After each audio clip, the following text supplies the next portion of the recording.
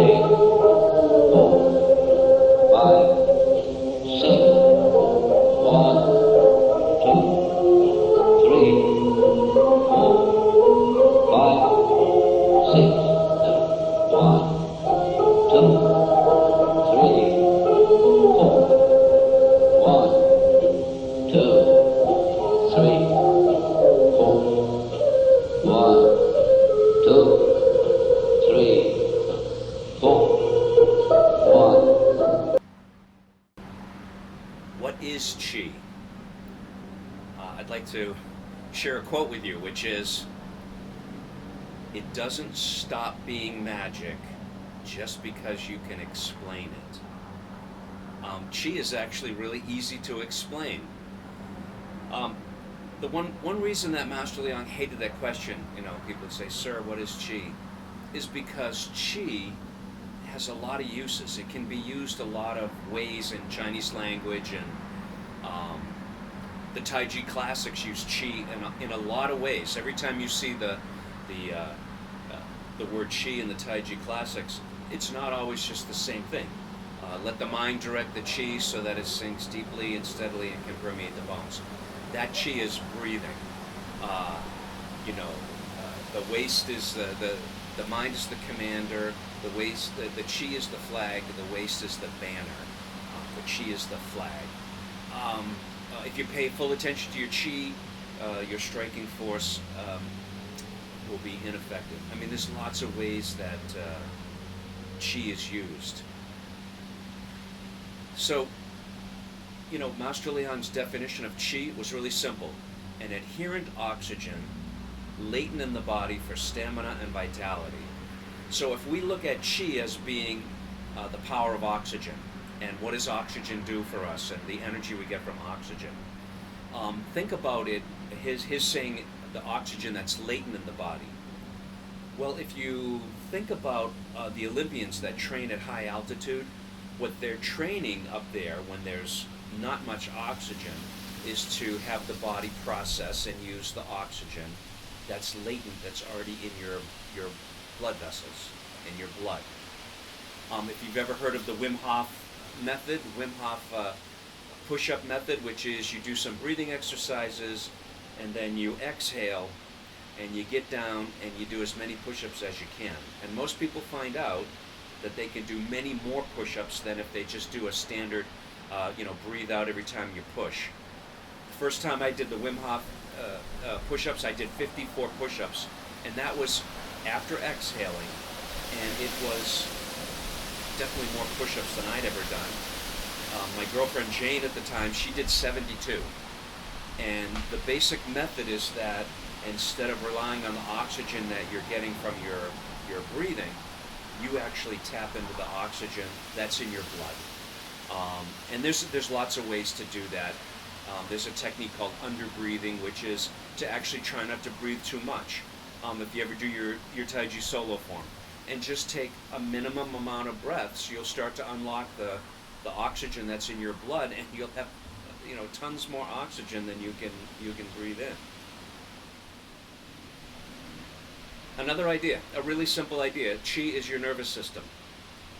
If you take a chart of acupuncture with the body, with all the meridians and the acupuncture points mapped out, and you take a chart of Western medicine, of the nervous system, and you lay them one on top of the other, they're the same. We look at, say, for instance, the vagus nerve. Vagus nerve in Taoism and in Chinese medicine and all that is the small heavenly circle, the microcosmic orbit, the lesser celestial cycle. On one level, acupuncture is it's stimulating the nervous system. All the different meridians are different nerves. A lot of the points in acupuncture are a nerve or a nerve cluster. When we start getting into Taoist meditation, where you're using different dantians and different energy centers, some of those are glands. The throat chakra, the chakra system. A lot of those are glands. This is the thyroid gland, or the bai hui, the top of the head, the crown chakra, or it's the pineal gland or the pituitary gland. The interesting thing is that the Taoists figured out how to run the nervous energy, the power of your nerves through the glands to get the whole body running. It's quite interesting. But they didn't use those words. They didn't say glands, and they didn't say nerves. They said qi and meridians and energy centers. Dantian means a field, elixir field. So on one level, it's simply your nervous system. In Tai Chi, when they say, when you're doing the sword, extend your chi to the tip of the sword, extend the chi to the very end of the sword. Well, that's your sense of touch, and your sense of touch is your nervous system. If you ever see a blind person walking and they've got the cane, and they're using the tip of the cane to feel their world around them, we would say, extend your chi to the tip of your walking cane. It's the same thing.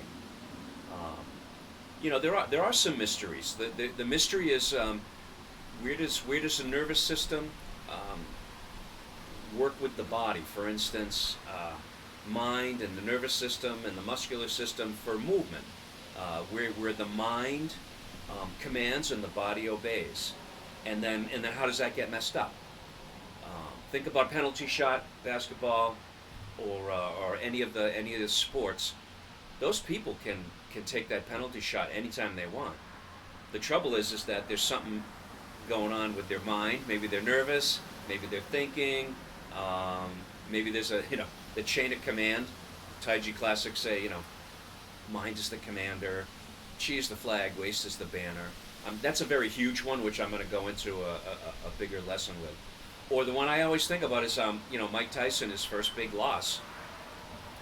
Physically, he was at the top of his game, but he's going through a divorce.